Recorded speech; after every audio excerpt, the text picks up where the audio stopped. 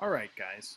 This is a walkthrough of my observation to analysis move from the O'Brien passage that you read last class and worked on analyzing for homework.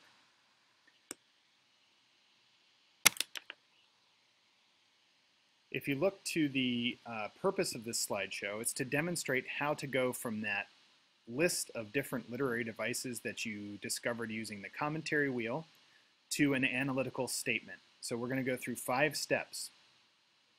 First is to annotate the passage using the commentary wheel, which you guys worked on as a group. The second move is to start looking for patterns and then to group and name those patterns as emerging ideas.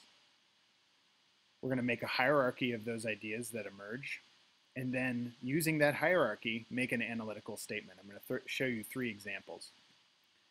So if you remember your first move, it's to observe. What you can see here is a little graphic of my copy of the O'Brien passage. I've color-coded it. You can see all the different color coding that I used. And I identified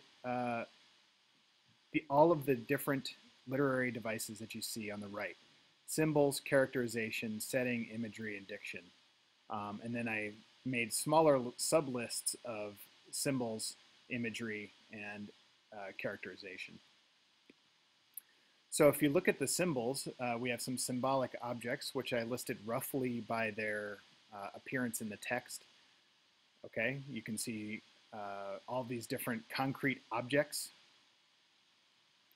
And then some symbolic actions, attempting to feed the buffalo, shooting it, the eyes still moving, the platoon standing in a circle, and then when Kiowa and Mitchell Sanders dump the body in the well at the end of the passage. Okay, I hope you can see why I chose all of these objects. We talked about symbolism a few lessons ago. And all of these actions and objects stand out for one reason or another. Direct characterization, I started thinking about how the narrator tells us directly what to think of the event that he's describing. And then I also got some direct characterization from the prompt itself, talking about how the event is dramatic. So I connected that with the idea of a true war story and making the stomach believe from the first paragraph. And then about the middle of the passage, or towards the end, the narrator again characterizes the experience as essential, brand new, profound, and startling. So all of those descriptions are direct characterization. Meanwhile, the indirect characterization, we get a lot of Rat Kiley, who's sort of the central character in the passage, through what he does, and then some actions by the platoon as well, or inaction in the case of nobody said much. Then we get indirect characterization of the event through what other characters say about it. Okay, we've got some dialogue here from Dave Jensen and from Mitchell Sanders. So moving on from those lists, okay, I started to think about the emerging ideas that I could start to group together. I guess the most obvious one is Vietnam. The whole setting and the colloquial description that we get certainly indicates that that's an idea here. This passage is about Vietnam.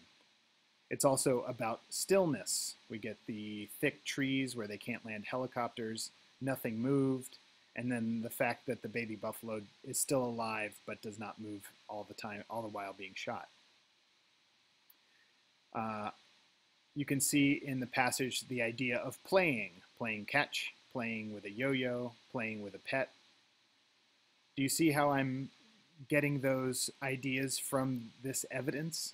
Moving from the observation to an analytical move here. This is sort of starting to move down the spokes of the commentary wheel. I think the biggest idea that you can see in this passage is pain. Not just the pain of losing your best friend, the pain of being in a war, but the pain that Rat inflicts on the baby buffalo is a central idea. And then I thought about, well, there's all this action that seems to be about taking care of a pet as well. In fact, the narrator gives us that notion of whispering to a pet. Then I started to look back at the beginning of the passage and thinking about the idea of being truly told and how this is a war story and stories demand storytelling.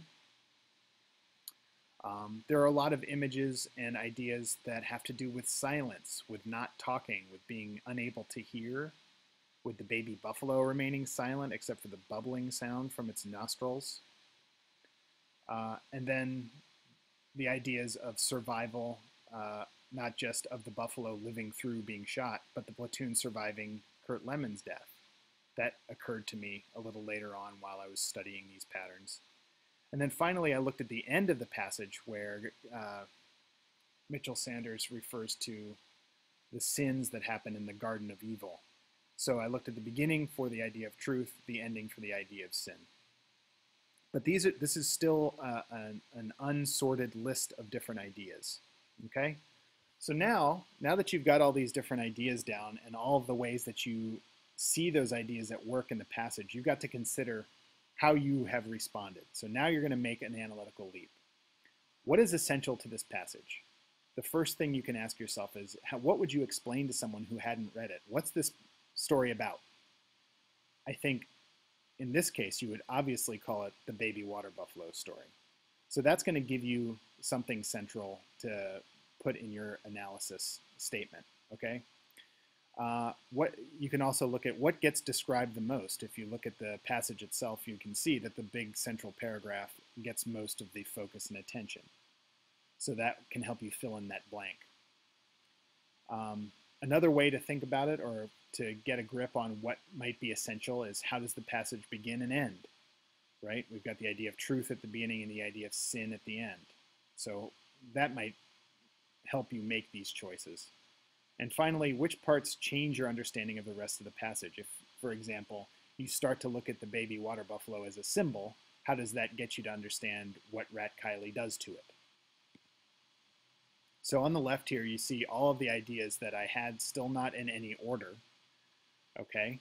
And I had to look over that list and think to myself, all right, which of these ideas are most important to the way I understand this passage? Okay, and I chose these three.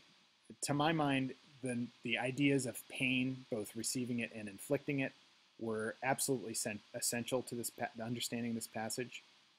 The idea of truth and storytelling is where the passage kind of begins and ends.